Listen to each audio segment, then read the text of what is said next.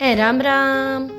આજના દિવસના સૌને રામ રામ. હો ભાઈ, આજે આપણે થોડા ઘણા મારા જેવા તમારા જેવા તોફાની છોકરાઓની વાત કરશું, જે ટીચરોના માથા ખાઈને ટીચરોને પકાવી દેતા હોય અને સ્કૂલ છોડી દઉં એમ થાય. ટીચરને એમ થાય કે બાપા આવા વિદ્યાર્થી આવે ને એના કરતાં તો આપઘાત કરી લેવો સારો. હવે એક એવા ભૂરાની વાત કરું તમને. તો સાહેબે એને પૂછ્યું, બોલ ભૂરા, ભગવાન રામ વનવાસ માટે કયો એણે રામે સમય નક્કી કર્યો હતો? ભૂરો કે સાહેબ 9:15. શિક્ષક કે એમ 9:15 વાગે વનવાસ જવાનો ટાઈમ નક્કી કર્યો હતો, સમય નક્કી કર્યો હતો રામે, સમજાવજો એ કેવી રીતે? એટલે ભૂરો કે સાહેબ વનવાસ લખો તો. એટલે સાહેબે લખ્યું પાછું વનવાસ. હવે એનું ઊંધું વાંચો જોઈ. અને પછી તો શિક્ષકે ભણાવવાનું મૂકી દીધું ને રામકથા કરવા માંડ્યા. હવે આવા વિદ્યાર્થી હોય તો રામકથા કરવા માટે એને એમ થાય કે એમાંય ક્યાંક આવા શ્રોતા ન મળી જાય તો સારું. હવે એક બીજી હું તમને વાત કરું. હું તમને આના જેવી જ આના કરતાં એક ચડિયાતી એક જોરદાર વિદ્યાર્થીની એક હું વાત કરું તમને. એ વિદ્યાર્થી હું હો ભાઈ, હું બહુ હોશિયાર હતો, નાનપણમાં બહુ હોશિયાર હતો હું ભણવામાં ભાઈ. હવે તમને બધાને જોક કરીને હતો બોલવાઈ ગયું. બાપા મારું તો મગજ ખવાઈ ગયું. હોશિયાર હતી હો, હોશિયાર હતી હું ભણવામાં. તો મારા સાહેબ ગઈકાલે મને 10મા ધોરણના મળ્યા મને રસ્તામાં. તો મારાથી પૂછાઈ ગયું. મેં કીધું કે સાહેબ તમારો મોબાઈલ નંબર તો દો. સાહેબ જોવા માંડ્યા મારી સામે. કીધું કે સાહેબ મારે તમારી પાસેથી તો શીખી છું, હવે મારે મારી દીકરીને દીકરાને મારો છોરો 10મામાં આવ્યો છે, તો મારે તમારી પાસે મારા દીકરાને શીખડાવવું છે. અને હાથ પગ પૂછપરછ કરીને મોબાઈલ નંબર માંડ માંગ્યો ને સામેથી જવાબ આપ્યો. શું આપ્યો?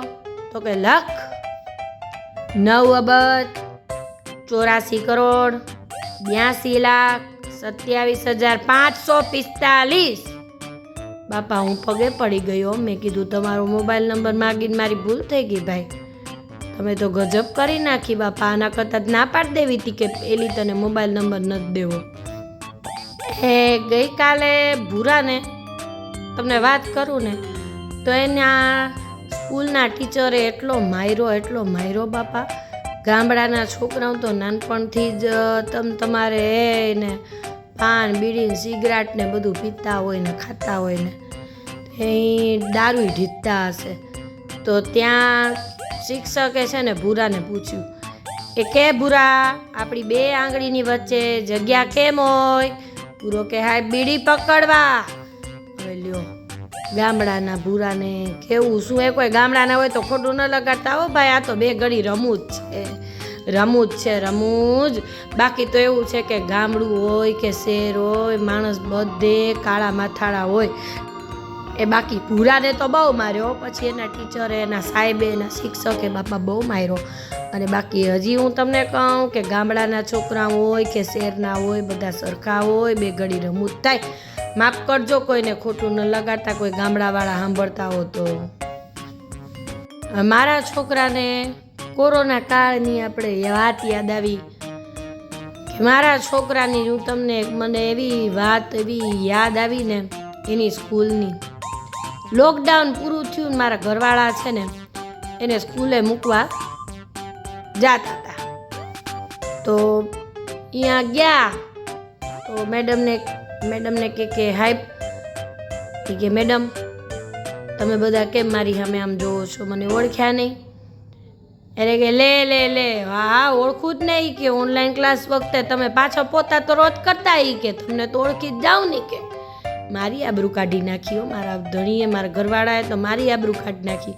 હવે મારી આબરૂ કાઢી કે મારા ઘરવાળાની આબરૂ મેં ને ઓનલાઈન ક્લાસમાં કઢાવી હતી. તો હવે તમારે બધા નક્કી કરવાનું છે, બરાબર ને?